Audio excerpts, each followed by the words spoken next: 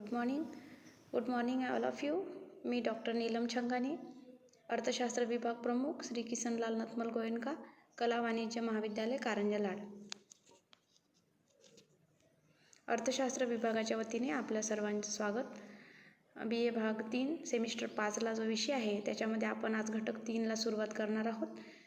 यातील जो भाग आहे तो आहे उद्योग. आपण यापूर्वी जे 2 घटक पूर्ण केले त्याच्यामध्ये भारतीय अर्थव्यवस्थेचे प्रकार, नियोजन याविषयी चर्चा केली. त्याचबरोबर भारतीय कृषीची चर्चा केली. राष्ट्रीय उत्पन्नामध्ये जे महत्त्वाचे 3 घटक आहेत त्यापैकी पहिला प्राथमिक क्षेत्र, दुसरा द्वितीय क्षेत्र आणि तिसरा सेवा क्षेत्र. आपण पाहिलं असेल की अर्थव्यवस्थेमध्ये राष्ट्रीय उत्पन्नाचा जो तिसरा घटक आहे सेवा क्षेत्र, त्याची झपाट्याने वाढ होत आहे. कृषी क्षेत्रावरील अवलंबित्व रोजगाराच्या बाबतीत जास्त असलं तरी इतर बाबतीत कमी होताना दिसत आहे. म्हणजेच असं असलं तरी उद्योग मात्र आपल्या ठिकाणी कायम आहे. अर्थव्यवस्थेमध्ये रोजगारात वाढ घडवून आणणारा, कच्च्या मालाचे रूपांतर पक्क्या मालामध्ये करण्याच्या दृष्टीने म्हणजे प्रोसेसिंग किंवा प्रक्रियेच्या माध्यमातून उद्योग हा महत्त्वपूर्ण घटक आहे. या संदर्भात आपल्याला या पूर्ण युनिटमध्ये चर्चा करायची आहे. या घटकामध्ये जो मुख्य मुद्दा आपल्याला म्हणजे 3.1च्या अनुषंगानं तयारी करायची आहे त्याच्यामध्ये आहे 1991चे औद्योगिक धोरण. परंतु 1991चे औद्योगिक धोरण समजून घेताना मी आपणास औद्योगिक धोरणांची पूर्ण ऐतिहासिक पार्श्वभूमीसुद्धा सांगणार आहे.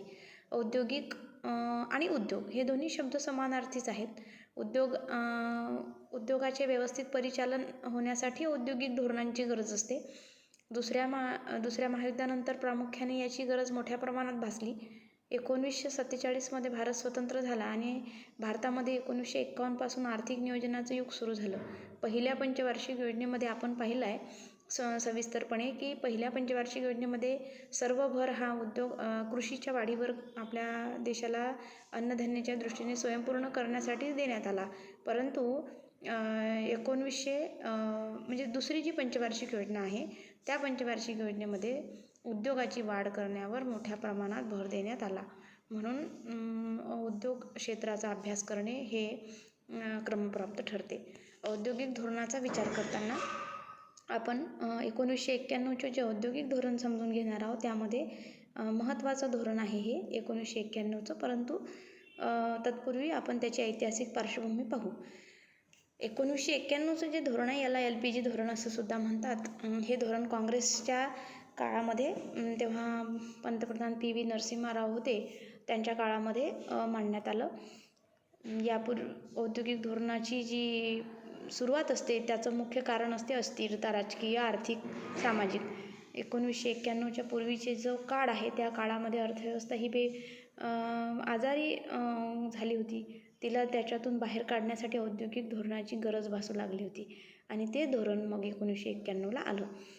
औद्योगिक क्रांती आणि औद्योगिकरण यांचा फार जवळचा संबंध आहे. उद्योग म्हटला की आपल्यासमोर चित्रात दाखवल्याप्रमाणे कारखाना, श्रमिकांच्या समस्या या सर्व गोष्टी उभ्या राहतात. 18व्या शतकामध्ये इंग्लंडमध्ये सर्वप्रथम औद्योगिक क्रांती झाली आणि त्यानंतर संपूर्ण जगात यांत्रिकीकरण म्हणजे यंत्राचा वापर करून वस्तूचे उत्पादन यावर मोठ्या प्रमाणात भर देण्यात आला आणि यांत्रिकीकरणाचा आणि औद्योगिकरणाचा प्रभाव हा संपूर्ण जगावर आपल्याला पडलेला दिसून येतो. उद्योग आणि औद्योगिकरण मी सांगितल्याप्रमाणे हे दोन्ही समानार्थी आणि सर्वांना सुपरिचित शब्द आहेत. उद्योग म्हणजे वस्तूचे उत्पादन आणि उत्पादनाशी निगडीत असलेल्या सर्व क्रिया म्हणजे त्याचा समावेश हा औद्योगिकरणामध्ये होत असतो. तर उद्योग म्हणजे काय, तर औद्योगिकरणाची प्रक्रियाच आहे असं म्हटलं तर चूक ठरणार नाही. उत्पादन करण्यासाठी ज्या वेगवेगळ्या प्रक्रिया केल्या जातात वस्तूचे उत्पादन करण्यासाठी त्या उद्योगामध्ये समाविष्ट असतात. आता आपण पाहू औद्योगिकरण म्हणजे काय, तर औद्योगिक धोरण म्हणजे काय. तर औद्योगिक धोरण हे एक पूर्व तयारी आहे. कशाची, उद्योगाच्या वाढीची. नियोजन आहे ते उद्योगाचं एक प्रकारचं. तर त्याच्यासाठी काय काय हवं, तर जेव्हा देशाच्या अर्थव्यवस्थेमध्ये मी सांगितलं तुम्हाला की राष्ट्रीय उत्पन्नामध्ये जे 3 क्षेत्र आहे त्यातलं एक दुसरं महत्त्वाचं क्षेत्र, द्वितीय क्षेत्र ज्याला आपण म्हणतो त्यालाच औद्योगिक क्षेत्र असं म्हणतात. तर या औद्योगिक क्षेत्रात गुंतवणूक किती राहील, ज्याप्रमाणे आपण आपल्या कुटुंबाचा खर्च ठरवत असतो की कोणत्या वस्तूवर किती खर्च करावा, अभ्यास करण्यासाठी ज्याप्रमाणे आपण ठरवत असतो की किती वेळ कोणत्या विषयाला द्यावा, त्याप्रमाणे औद्योगिक क्षेत्रात किती गुंतवणूक राहील, औद्योगिक विकासाचा दर किती राहील, उद्योगाचं स्थान कुठे राहील. आपल्याला माहीत आहे की बरेचसे उद्योग हे प्रसिद्ध उद्योग असतात आणि त्या उद्योगासाठी त्या परिक्षेत्रातलं भौगोलिक, आर्थिक, सामाजिक जे पार्श्वभूमी आहे ती चांगली असते, म्हणून त्या उद्योगाचं स्थान तिथे निश्चित केले जाते आणि ते सुद्धा औद्योगिक धोरण ठरवताना महत्त्वाचं असते. उद्योगाची मालकी, उद्योगासाठी लागणारा पैसा, कामगाराचे प्रश्न, कर इत्यादी बाबींसंबंधी शासनाकडून जे धोरण आखले जातात त्याला औद्योगिक धोरण असं म्हणतात. तर देशाच्या अर्थव्यवस्थेमध्ये औद्योगिक क्षेत्रात गुंतवणूक किती राहील, औद्योगिक विकासाचा दर किती राहील, वित्तपुरवठा काय असेल, किती केला जाईल, कामगारांचे प्रश्न, कामगारांच्या संप, सुट्ट्या, कामाचा कालावधी या बाबतीतले निर्णय, उद्योगाला द्यावा लागणारा कर, उद्योग कुठे निश्चित करावा, त्याची मालकी कोणाकडे असावी, या बाबी ठरवण्यासाठी शासन जे धोरण आखते त्याला औद्योगिक धोरण असं म्हणतात. आता आपण पाहू औद्योगिक धोरणाची ऐतिहासिक पार्श्वभूमी. 1991चं औद्योगिक धोरण हे आलं आहे आणि याच्यापूर्वीचे धोरणं आपल्याला समजून घ्यायची आहे. तर मी सांगितलं आपणास की दुसऱ्या महायुद्धानंतर राष्ट्रीय उत्पन्न वाढवणे, लोकांच्या राहणीमानात सुधारणा करणे, रोजगारात वाढ करणे ही ध्येय सरकारपुढे होती आणि ही ध्येय जर गाठायची असतील तर नियोजनबद्ध औद्योगिक विकासाची गरज होती. तेव्हा 1948मध्ये पहिलं औद्योगिक धोरण सुरू करण्यात आलं आणि या धोरणात प्रामुख्याने गुंतवणुकीबद्दल लोकांचा विश्वास वाढावा, उद्योजकांचा, उद्योग करणारे जे लोक आहेत किंवा जे ज्यांची तयारी आहे त्यांना सरकारवर विश्वास बसावा, या अनुषंगाने 1948मध्ये औद्योगिक वातावरणाला स्थिरता देण्याचा प्रयत्न करण्यात आला. यानंतर 1951चे औद्योगिक धोरण आहे.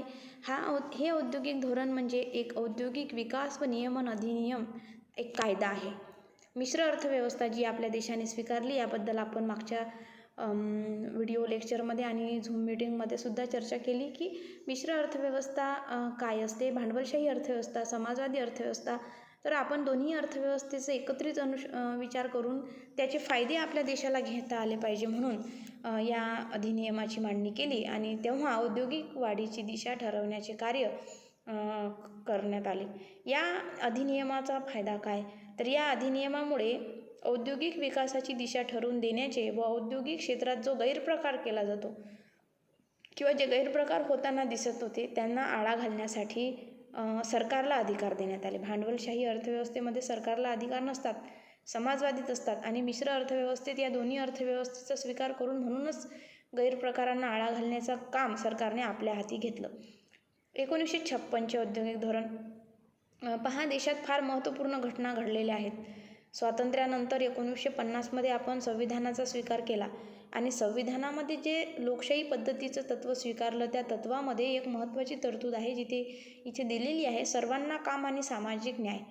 मग सर्वांना काम आणि सामाजिक न्याय हे धोरण पूर्ण करण्यासाठी 1956मध्ये औद्योगिक धोरणाची व्याप्ती वाढवण्यात आली आणि या औद्योगिक धोरणामध्ये लघु उद्योग व कुटीर उद्योगांना सुद्धा महत्त्वपूर्ण स्थान देण्यात आले. औद्योगिक धोरणात रोजगारी, विकेंद्रित अर्थव्यवस्था व उद्योग उभारण्यासाठी लागणारे भांडवल या तीन कारणांचे किती महत्त्व आहे या सर्व गोष्टी 1956च्या औद्योगिक धोरणाने आपल्या देशाला दिल्या. म्हणून प्रत्येक वेळी जे औद्योगिक धोरण आखण्यात आलं ते एका विशिष्ट वैशिष्ट्यांनी पूर्ण असं होतं. 48 स्वातंत्र्यानंतरचं पहिलं धोरण, नंतर मग आपलं 1951चं धोरण आणि नंतर 1956चं धोरण. आता आपण येऊया यानंतर 1956 नंतर 1977मध्ये औद्योगिक धोरण जाहीर करण्यात आलं. या औद्योगिक धोरणामध्ये रोजगाराच्या संधी निर्माण करणे, उद्योगाचे विकेंद्रीकरण करणे यावर भर देण्यात आला. मूलभूत उद्योगाची मूलभूत मागणी प्रदान करणे यावर सुद्धा भर देण्यात आला. यानंतर एक धोरण 1980चे औद्योगिक धोरण जे जुलै 1980मध्ये जाहीर करण्यात आलं. 6व्या पंचवार्षिक योजनेच्या पहिल्या 3 वर्षात हे औद्योगिक धोरण आपल्या देशातील औद्योगिक धोरणांवर परिणाम करणारे ठरले. त्यानंतर 1991चे जो आपला अभ्यासाचा मूळ विषय आहे, 1991चे औद्योगिक धोरण पहा, मी सांगितलं होतं आपल्याला की औद्योगिक धोरणासाठी आर्थिक, सामाजिक, राजकीय जी परिस्थिती देशामध्ये उद्भवलेली असते तेव्हा अर्थव्यवस्था संकटात सापडते आणि तिला बाहेर काढण्यासाठी मग रोजगारात वाढ करण्यासाठी औद्योगिक धोरणांची आखणी व अंमलबजावणी केली जाते. 1991च्या औद्योगिक धोरण जेव्हा मांडण्यात आले तेव्हा देशामध्ये जे 4 गंभीर स्थिती अर्थव्यवस्थेमध्ये होती ती कोणती? तर पहिली गोष्ट तर राजकीय अस्थिरता होती. तेलाची आयात मंदावली होती. चलनवाढ किंवा भाववाढ मोठ्या प्रमाणात होती आणि वित्तीय तूट अंदाजपत्रकामध्ये मोठ्या प्रमाणात दिसून आली.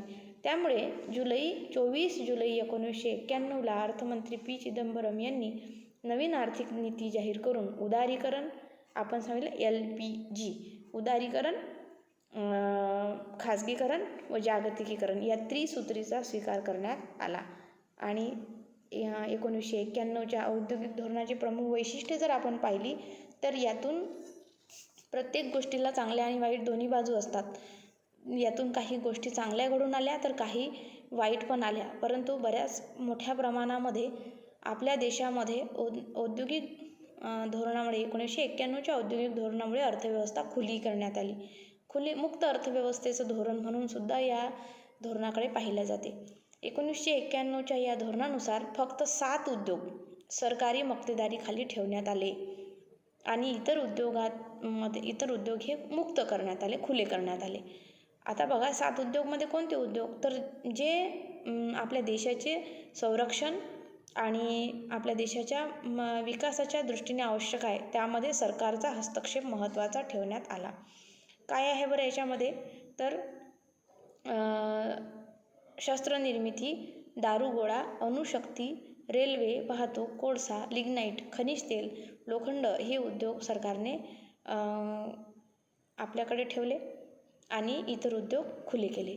या धोरणात 1957मध्ये ज्या काही अटी होत्या औद्योगिक धोरणाच्या बाबतीत की कोणत्या उद्योगामध्ये परवाना देण्यात येईल, कोणत्या उद्योगांना परवाना देण्यात येणार नाही, त्या अटीसुद्धा शिथिल केल्या आणि जे 18 उद्योग सोडून इतर उद्योगांना औद्योगिक परवानगी घेण्याची गरज राहिली नाही. कोविड-19च्या या पॅन्डेमिक सिच्युएशनमध्ये जेव्हा आता अर्थव्यवस्था पुन्हा संकटात सापडलेली आहे, आपण मंदीच्या फेजमधून जात आहोत, तर या काळामध्ये सुद्धा जेव्हा लॉकडाऊन मोठ्या प्रमाणात होते तेव्हा अर्थमंत्री निर्मला सीतारामन यांनी काही आर्थिक घोषणा केल्या होत्या, आपण सर्वांना माहीत आहे. तर यामध्ये त्यांनी उद्योगांची, लघु उद्योगांची जी सीमा होती ती वाढवली. परवाने म्हणजे लायसन्स आपण ज्याला म्हणतो, परवाना देण्याची सीमासुद्धा चेंज केली. का बरं? तुम्ही पुन्हा एक शब्द ऐकला असेल, आत्मनिर्भर भारत. ते आता काय केलं आहे की लघु उद्योग, कुटीर उद्योग करायला जर कोणी युवक किंवा लोक तयार असतील तर त्यांना अधिकाधिक ते उद्योग करण्यासाठी प्रोत्साहन मिळावं म्हणून विना परवाना भांडवल उपलब्ध करून देण्याची सोय झालेली आहे. आणि अशाच प्रकारचा प्रयत्न हा 1991च्या धोरणामध्ये करण्यात आला. या धोरणात परदेशी भांडवलदारांना 51% गुंतवणूक करण्याची परवानगी दिली, जी आधी 40% होती, म्हणजे 11% ही गुंतवणूक परवानगी वाढवली. 1991च्या औद्योगिक धोरणाचे आणखी वैशिष्ट्य म्हणजे यात आंतरराष्ट्रीय व्यापार वाढवण्यावर भर दिला आणि हा सर्वात मोठा बदल आहे. तुम्हाला मला माहीत आहे, कारण की 1991च्या पूर्वी परदेशी कंपन्यांना भारतामध्ये व्यापार करताना परवानगी किंवा फारशा जाचक होत्या. आता तसं राहिलं नाही. आता मुक्त व्यापार आहे. कोणीही कोणत्याही देशात व्यापार करू शकते. आपल्या देशातसुद्धा इतर लोक व्यापार करण्यासाठी येतात. भारतात परदेशातून आधुनिक तंत्रज्ञान यावे यासाठी परकीय तंत्रज्ञान आयातीची परवानगीसुद्धा देण्यात आली. Monopolies and restricted trade practices act MRTP हा कायदा आहे. हा कायदा आधी 100 कोटीपेक्षा जास्त गुंतवणूक असणाऱ्या कंपन्यांसाठी होता. ती मर्यादासुद्धा या औद्योगिक धोरणामध्ये काढण्यात आली. या सर्वांचा उद्देश एकच होता की उद्योग क्षेत्रात वाढ व्हावी, उद्योगाची भरभराट व्हावी, जेणेकरून अर्थव्यवस्था पूर्वपदावर येईल, आर्थिक संकटातून बाहेर पडेल. थोडक्यात आपण याचे फायदे पाहू औद्योगिक धोरणाचे. तर तंत्रज्ञानात वाढ, आंतरराष्ट्रीय व्यापारात अनुकूल बदल, MRTP जो कायदा आहे त्याच्यामध्ये बदल केला, त्याच्यामुळे उत्पादनात वाढ झाली आणि खाजगी उद्योगधंद्यामध्ये सुद्धा वाढ झाली. लोकसंख्या वाढत असताना, एकूण लोकसंख्येमध्ये वाढत असताना, साक्षरतेचे प्रमाण वाढत असताना बेकारीची समस्या आपल्यासमोर जी उभी राहते ती कमी करण्याचा एक उपाय म्हणजे खाजगी उद्योगाची वाढ होय. मान्य आहे यासाठी आवश्यक असणारं भांडवल किंवा इतर समस्या आहेत, परंतु खरोखर कुशल उद्योजक आहेत का किंवा त्या प्रकारे तशी सोय होऊ शकते का, यासाठी म्हणून खाजगी उद्योगात वाढ हे सुद्धा औद्योगिक धोरणाचा एक फायदा 1991चा म्हणता येईल. मी सांगितलंच आपल्याला आणि आपल्याला सुद्धा माहीत आहे की प्रत्येक गोष्टीचे काही फायदे तर काही तोटे असतात. त्याचप्रमाणे आपल्याला औद्योगिक धोरणाचे सुद्धा काही तोटे पाहायला मिळाले या 1991च्या प्रामुख्याने. तर काय तर तुम्ही पाहिलं असेल की जेव्हा संविधानाचा स्वीकार झाला तेव्हा लघु आणि कुटीर उद्योगांना महत्त्वाचं स्थान देण्यात आलं. परंतु लघु कुटीर उद्योगाचा विचार करताना आज असे अनेक उद्योग आहेत की जे आजारी अवस्थेत पडलेले आहेत. आजारी म्हणजे जे ज्यांना भांडवलाची गरज आहे त्या उद्योगातले अनेक श्रमिक बेकार आहेत. अशा उद्योगासाठी कुठल्याही प्रकारची तरतूद 1991च्या धोरणात करण्यात आलेली नाही. आपण पाहिलं की भांडवलशाही अर्थव्यवस्था आणि समाजवादी अर्थव्यवस्था याचा स्वीकार करून मिश्र अर्थव्यवस्था आपण स्वीकारली आणि मिश्र अर्थव्यवस्थेच्या बाबतीमध्ये सरकारने समाजवादी दृष्टिकोन ठेवून अनेक उद्योग आपल्या अखत्यारीत ठेवले. परंतु असं म्हटलं तरी प्राधान्य भांडवलशाहीला देण्यात आलं अशी टीका या औद्योगिक धोरणावर केली जाते. आणि सर्वात महत्त्वाची गोष्ट, आंतरराष्ट्रीय व्यापारात वाढ झाली, तंत्रज्ञानाची आयात वाढली, परंतु त्यामुळे देशामध्ये जे उद्योग होते ते धोक्यात आले. म्हणून हा सुद्धा एक त्याचा तोटा आहे. आता मेक इन इंडिया सारखे जे प्रयोग आले आहे, आत्मनिर्भर भारत सारखे, त्यामुळे देशातील उद्योग हे सुरक्षित अवस्थेमध्ये आहेत. परंतु असं म्हटलं तरी आंतरराष्ट्रीय व्यापारात झालेली वाढ ही देशी उद्योगांसाठी घातक आहे. श्रीमंतांना पूरक आणि गरिबांना संवेदनशील अशी सुद्धा टीका या धोरणावर करण्यात आली. कारण ज्यांच्याकडे पैसा मोठ्या प्रमाणात आहे आणि भांडवल आहे त्या लोकांसाठी हा औद्योगिक धोरण पूरक आहे, तर ज्यांच्याकडे भांडवलाचं प्रमाण कमी आहे किंवा गरीब आहेत त्यांच्यासाठी मात्र या धोरणामध्ये जागा नाही अशी टीका या धोरणावर करण्यात आली. शेवट आपण असा करू की सुमारे 5 दशक झाले आहे आणि सार्वजनिक उद्योगाचं जर विचार केला तर त्याचे जर आपण शोधले कारणं की काय कारण असं आहे उद्योग तोट्यात चालतात, तर त्याचं सर्वात मोठं कारण आहे अकार्यक्षम संचालन, नोकरशाहीचा प्रभाव, राजकीय हस्तक्षेप केला जातो उद्योगांवर. त्यामुळे आपली राजकीय व्यवस्था आणि अर्थव्यवस्था ही संकटात सापडते. अशा वेळी अशा प्रकारची धोरणं स्वीकारणे भाग पडते आणि म्हणूनच ती अवस्था 1991 पूर्वी जी झाली तिला त्या अर्थव्यवस्थेला त्यातून बाहेर काढण्यासाठी हे धोरण स्वीकारलं 1991चं धोरण. हे धोरण देशाच्या आर्थिक विकासात वाढ घडवून आणणारे असले तरी आपण पाहिलं याच्यावर टीका केली गेली की गरीब वर्गासाठी संवेदनहीन आहे, तर खालच्या स्तरातील म्हणजे त्यांच्या जीवनावर अनुकूल परिणाम या धोरणामुळे झाला नाही अशी टीका या धोरणावर करण्यात आली. नवीन धोरणाचा स्वीकार केल्यानंतर आपण आर्थिक औद्योगिक विकास साधला आहे, परंतु तरी बेरोजगारीचा वाढता दर, दारिद्र्य, कृषीविषयक समस्या यांना आपण न्याय देऊ शकलो नाही हे मात्र मान्य करावं लागेल. हे धोरण पूर्वकालीन सार्वजनिक क्षेत्रातील कार्यक्षमता संपवणारे असले तरी सर्वसमावेशक व शेवटच्या घटकापर्यंत प्रगतीचा प्रवाह पोहोचू शकले नाही एवढं आपल्याला याच्यामध्ये सांगता येईल. अशा प्रकारे आपला 1991च्या औद्योगिक धोरणाची वैशिष्ट्ये, फायदे आणि तोटे हा प्रश्न संपला. थँक्यू.